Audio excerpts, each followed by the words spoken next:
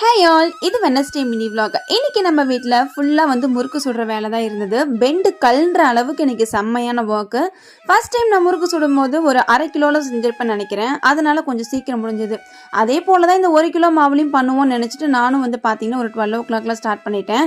சரி, கொஞ்சம் ஏர்லியாக முடிச்சிருவோம், 1 o'clock 2 o'clock மாதிரிலாம் முடிச்சிருவோம்னு நினச்சி ஸ்டார்ட் பண்ணிட்டேன். ஆனால் வீடியோ எடுத்துக்கிட்டே நான் பண்ணதுனால என்னமோ 4 மணி வரைக்கும் நான் பார்த்தீங்கன்னா சுட்டுட்டே இருந்தேன்.